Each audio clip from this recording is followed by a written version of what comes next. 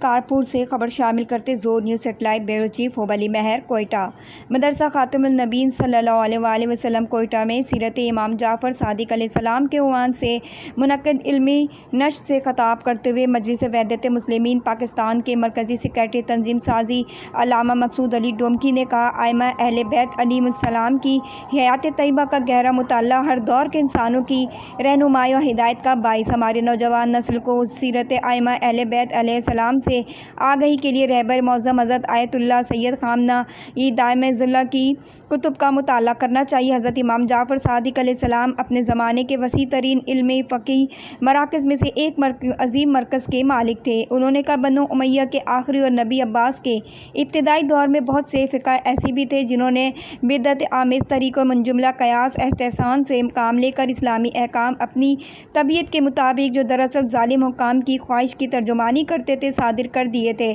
اس دور میں امام جعفر صادق علیہ السلام حقیقی اسلام کے ترجمان بنے۔ انہوں نے کہا، ظالم و جابر حکمرانوں کے فاسد دربار سے وابستہ علماء نے یہی کام قرآن کی تفسیر کے بارے میں بھی کیا، اور اس طرح فقہ حدیث تفسیر دو بڑی روشوں اور لہروں میں تقسیم ہو گئی، ایک ظالم حکومتوں سے وابستہ دربار کی روش اور ایک حقیقی الہی محمدی روش جس کی نمائندگی اہل بیت رسول صلی اللہ علیہ وآلہ وسلم خصوصاً امام جعفر صادق علیہ السلام انجام دے رہے تھے۔ اس موقع پر درسی نشست سے مدرسہ خاتم النبیین کوئٹہ کے مدرس مولانا سید علی عمران نقوی نے بھی خطاب کیا۔